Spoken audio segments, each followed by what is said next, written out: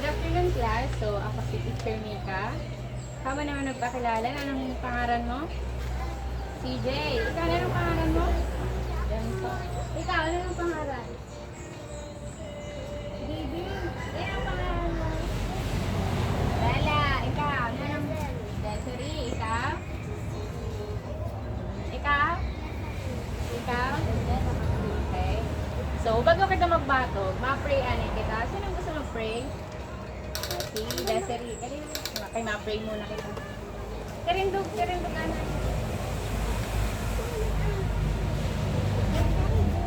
Kaya ma-pray. Ayun, pabaya lang siya. Kaya ka na rin. Thank you, Father, the Son, the Holy Spirit. Amen. O God Almighty, behold us the one children. Open us today our work in our studies. Help us, the Lord, to be obedient in our speeches, kind to learn continuous, diligent in our studies, the Son, the Holy Spirit. Amen. Thank you, Father, the Son, the Holy Spirit. Amen. Karintad na. Sit properly. So, ang aadalan niya is about theater or drama. Ay, ang theater, Greek word. So, it means to see or magkita. Ang theater is live performances. Mga elements niya, later, sasagutan ka ito. Tapos, ang mga important sa drama ay creating. Karamihan ko na ng creating. Ang pag-create ng script, ang pag-create ng characters, ang pag-create isang story, tapos ang flow. Nano ang performing? Nano ang performing? Ang performing, pag naka-create na sa mga script, sa characters, tapos pag may story na, ma-perform na. Nano ang sunod? Nano ang sunod sa performing? Responding.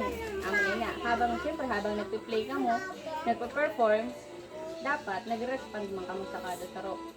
Ang last is connecting. Connecting, habang may responding, hindi na malawag ang connecting. Dapat may connection ka mo sa kada saro para ang theater or ang drama, mayad ang flow. Sunod sa elements of drama naman kita. Sino gusto una magbunot? Pero pag nagbunot ka today, kung nanang nakuha mo na word, dapat explain mo siya kung ano ang importance niya sa theater or drama. Sino una? Sino gusto? Wait lang. Diri ka na pagbasa ako. Sino pa? Sino pa ang gusto magbunot?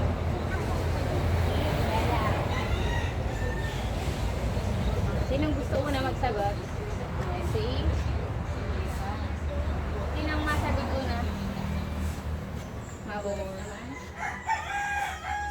Sino pa? Mabunod naman dyan, Carl. Sinong una? Sinong gusto mag-una? Di rin na sa unahan. Ano ang nabunot mo? Artista. Okay, characters. Ano ang importance sa character sa drama or sa theater? Dapat, pag may drama, dapat may artista. Nakay dapat may artista. Paano nag-iwo ang kwento kung wala artista? Tama. Palakpakan. Sino gusto magsunod? Si Desiree naman. Dito sa unahan. Salita. Ano ang importance ng language o salita sa drama or theater? Kapag wala salita, wala mo kung nagsasabi. Okay. Kapag walang salita, so, hindi rin maintindihan ang story, guys. Okay, very good. Walakbang si Desiree. Sino sunod? Si Bella. Si Bella naman. Ano ang nabunod ni Bella? Voice. Boses. Nano ang importance ng voice sa drama or theater? Nano? Sino ang gusto magtabang kay Bella? Si Daniela. Ang voice, kung magalang, ang boses mo o dire. Ang voice. Okay.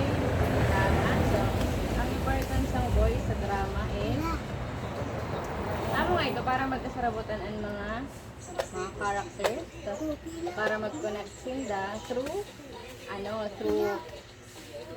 sang message receiving and sending. Okay? Sunod-sunod.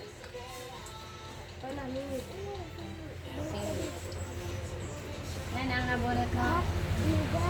Focus. Focus. Nanong ang importance ng focus sa theater or drama? Nanong?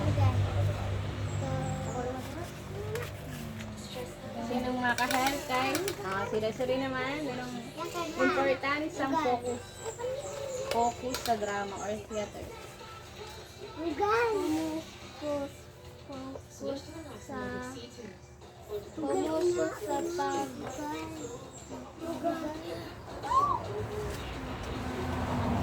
Okay, gusto magtabang ni Daniela? Sige. Ang ibig sabihin ng focus, mag-focus ka sa pag-aaral o sa pag-cellphone mo o kaya sa pag-TV. Makita ka TV, pwede ka mag-focus o kaya sa pag-aaral. Okay. So, ang importance man sang focus sa drama, kahit pag diri ka focus, diri mo madideliver sang mayat ang kunyari ang character ka, or ako focus sa inyong mo sa performance. Bagang mauwara ka, bagang mapangit ang story or ang performance. So, sinong sunod? Si Mikay. Ungkod lang. Nanong na po ni Mikay? Okay, movement. Nanong ang importance ng movement sa drama or theater? Na kay dapat may movement sa drama or theater. Movement. Nanong? Galaw. Para maganda yung Okay, tama. Very good. So, sinong sunod? Si CJ. CJ, nanong nabunot mo? Dili ka na sa ano? Lugar? So, nano ang importance ng settings sa drama or theater? Na kay dapat may setting sa TV. Nano pa? Ano ang importance ng setting? Sinong makatabang kay CJ? Ano ang importance ng setting or lugar? So, ang importance ng settings or lugar sa drama, kaipuhan siya, nagbarati kaipuhan siya ang setting sa drama kay kung diri mo mahanap ang perfect place or lugar sa drama, kunyari niya ang hinihimo mo ngay love story, syempre mahanap ka sang lugar na bagang mapipil mo dito ang love, bagang niya din sa lugar na ini. Kaya kung kunyari niya, paano kung love ang hinihimo mo tapos makabito ang settings niyo sa kakahadlok na lugar, bagang diri man bagang na love story to. Kaya dapat important din talaga ang lugar. Sinong sunod? Ubus na? Iba pa kayo tulo. Sinong gusto magbunot?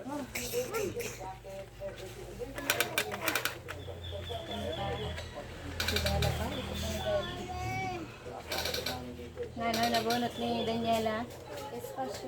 Space.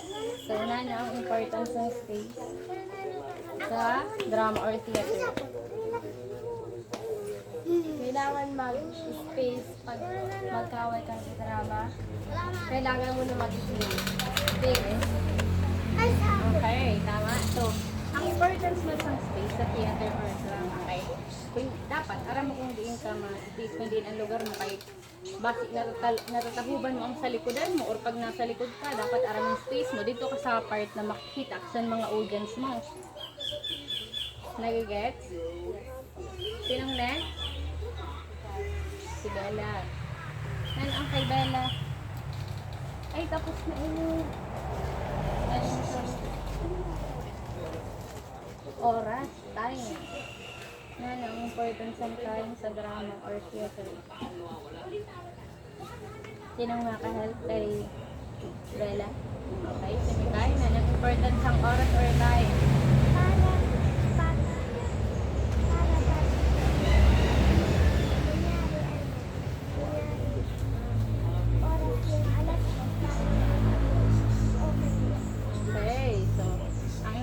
Ang time or oras sa theater or drama, dapat aram mo kung di ang oras mo para aram mo kung di ka na part malaot o malawat. May parang kahit at sino parang bukas ibigla pa nilang maglaw tapos nagpa-perform pa lang ang mga iba na character.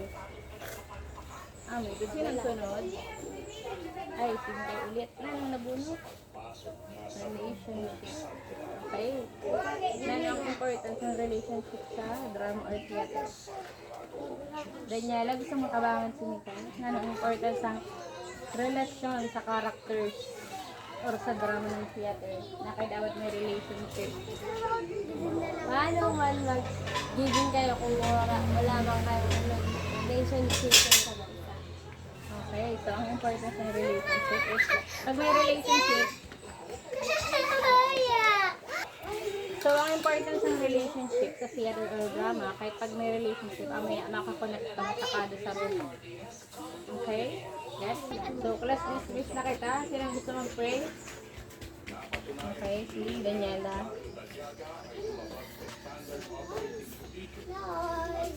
Karindog na nanay, karindog.